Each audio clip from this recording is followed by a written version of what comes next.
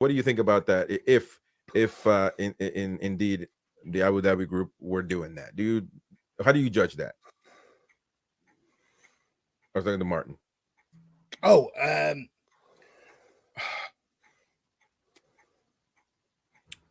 it's a hard one. I mean, because that's a very separate issue from what we've been accused of.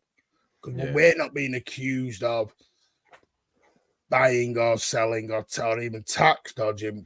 What City are actually saying is we're perfectly fine. What we've done is everything legal, and we've got all the documentation and all the evidence that proves that.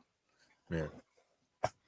The sad thing is with the Premier League at the moment, when it's coming down to this, what I don't personally like. So when Newcastle got took over by PIF, so I'm presuming this is what you mean. It got suddenly presumed that you were suddenly going to go to Saudi Arabia and buy a load of cheap players who were top notch and bring them in because it was a workaround, as the Premier League would call it. Nice little workaround. There was no law. I'm not going to, in fact, right, sorry, we're jumping the gun because this is where we're going late. There's a big difference between law and rules. Law supersede rules. And this is where we've forgotten in this world. We've suddenly made rules now superseding law, which is madness. You know, rules have now become everything. We can make a rule up of someone just giving, you know, it's now a rule where you can snap someone's leg in half. You do that, you're getting done for assault. But that's okay because it's a rule, is what the Premier League's thinking is. That essentially, Martin, that is what your current legal battle with the Premier League is. Yeah, which because I'll come on to that with the current battle is that the rules are illegal. Yeah, but what they're saying is their rules are not following UK law.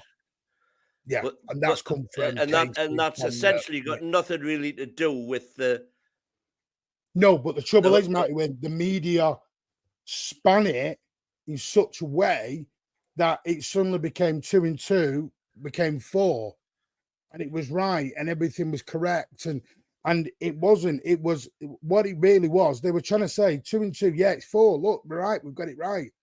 No, when you actually look into it, they've actually done 2 and 2 was 27, and they've made it 4 because the one thing what they've done is that there is a belief now in this country that City and Newcastle, well, especially City, will be Newcastle eventually, are the Antichrist in football all of a sudden. So what we've got to do is, how do we stop this?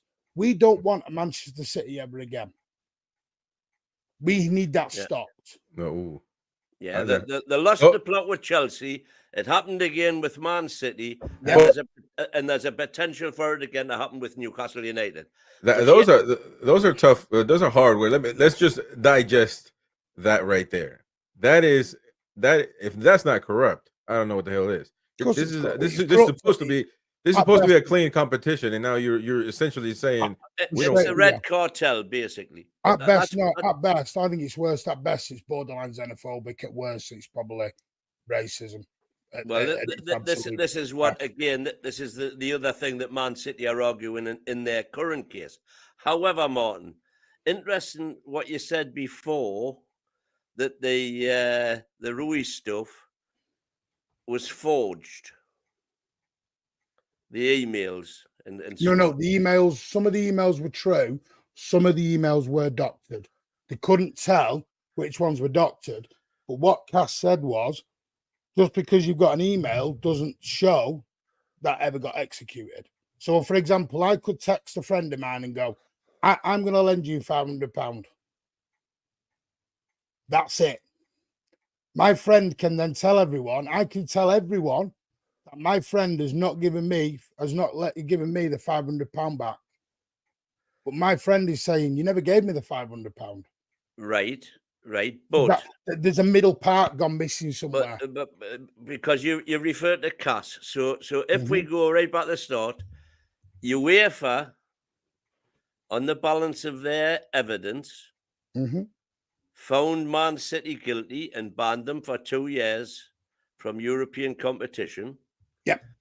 Man City appealed that, went to Cass, and the reason that case was overturned in favour of City primarily was because the evidence that UEFA had used in their conviction was time barred, because the emails referred to periods out with the 6 years that UEFA had. So if UEFA, so when City went to CAS, they said you can't, that evidence cannot be introduced because it's time barred. No, what they did do, this not all of it was. The time bar stuff actually stops at 2013. But nonetheless, the essential reason that City won their appeal was because CAS decided that UEFA could not use the evidence. That's again another false thing that's come out. It's in the CAS conclusion. They found Etihad, because what we've been accused of is basically that Etihad Airways and Abu Dhabi United Group are basically one in the same. Well, the way I understood it was, they're basically saying it's a third there was party. actually an invoice was sent from Man City to Etihad for, what's it? No, there was an email. There wasn't an invoice. It was an email from Simon Pace. No, I've seen the actual invoice. I've got the CAS case in front of me. It's got it in there. It's got them all in here.